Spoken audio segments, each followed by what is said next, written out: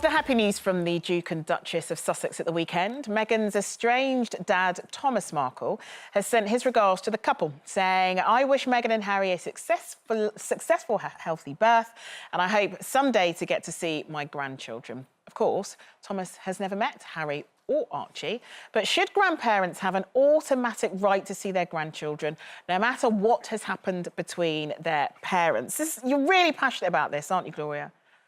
Yes, I am, because I've worked a bit with the Grandparents Federation, and they work on behalf of people who cannot get a right to see their grandchild or children at all. But I want to preface the whole subject by saying that sometimes there are reasons, say if there was abuse in the family or something, there might be reasons why grandparents shouldn't have a right. But that aside, and looking at the general public, it would be utterly heart-wrenching to me if I wouldn't be able to see my grandchildren, get to know them, have a relationship with them. And I also feel that just as grandparents benefit from grandchildren, that grandchildren, having the whole family around the table, they also benefit from having the generational thing. And occasionally, some of my grandchildren, we've got 10, that sometimes they'll tell me things that maybe they wouldn't tell their parents. But let me just set the scene a little bit if I have the time. Through the Grandparent Federation, I can tell you about a family judge. So he was dealing in family law, and he adored his little grandson, George, who was 6 at the time, lived nearby, saw him every day. And then, unfortunately, his son died. And from the moment the son died, his wife actually refused to let the judge see his grandchild, see George, at all.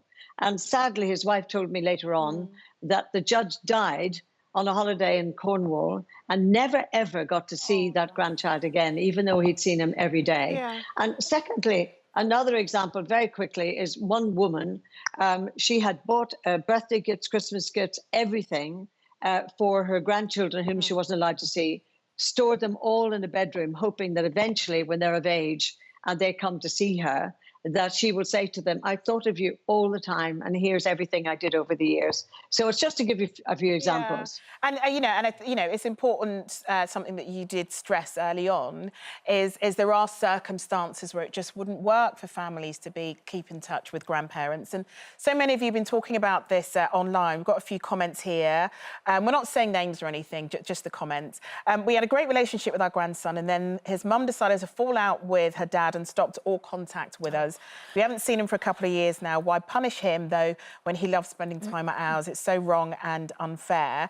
But then conversely, someone here said, "When I got divorced 25 years ago, I continued to take the boys to see their grandparents. I hated their son, not them. Why would I deprive them or my children of a close relationship? That would be hugely vindictive and damages." Well, I think that's a good point. I mean, I think it's a really sad indictment, actually, of how some people within this society feel about older people, and the fact that the law doesn't recognise the importance of the older generation within the younger generations. I think that's incredibly sad. Like, culturally, you know, my dad's culture, you know, your old people stay with you, they enrich the family, they enrich everybody's lives.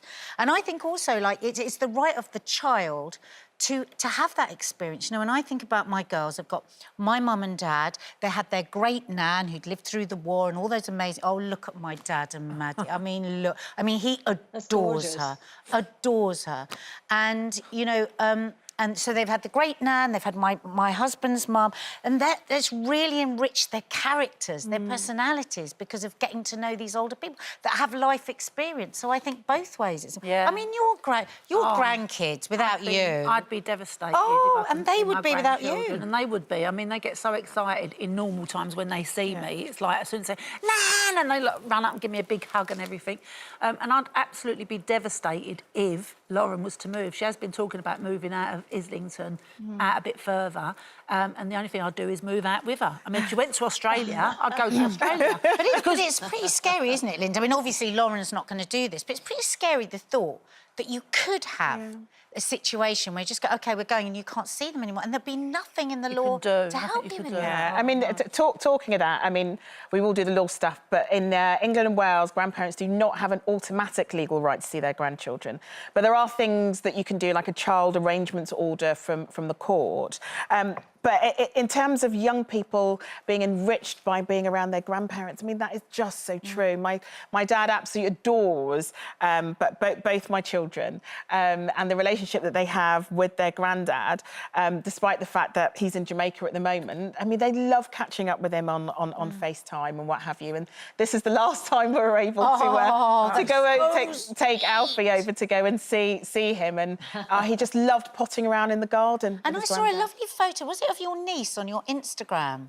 With the beautiful painting. Yeah. So my niece, my in-laws, my mother-in-law is really, really close to all the grandchildren, and lockdown's been really, really hard because she's not been able to be with them, and my niece Millie would always just love spending time around my mother-in-law, and she missed her so much that she drew a picture of Grandma, sat Grandma next to her, as you can see. I mean, look at sat that. Grandma next to her while she was doing some painting during first lockdown. And yeah, that was one of the pictures that ended up in the Natural Portrait Gallery.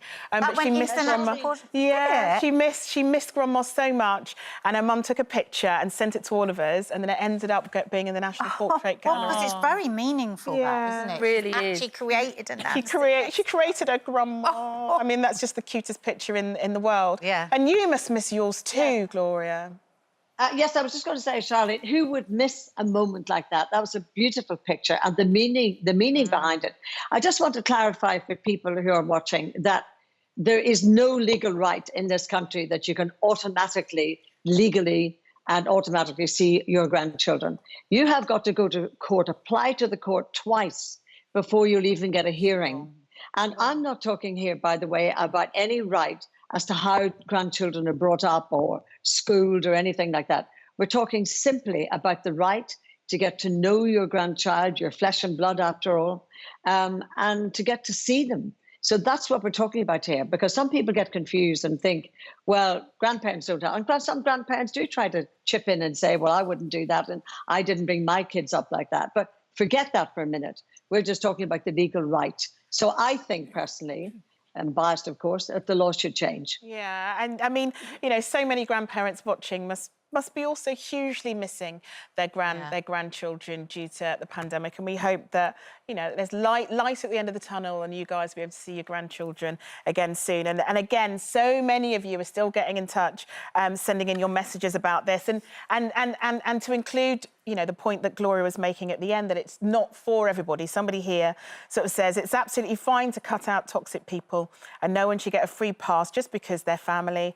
And to finish, there's someone here just sort of saying we have a great relationship with our grandson, and we have our granddaughter at weekends and on school holidays, and we do find it quite difficult not seeing. And my life wouldn't be complete without my grandchildren, like a lot of people, obviously. Yeah. Come back normal times, please. I know.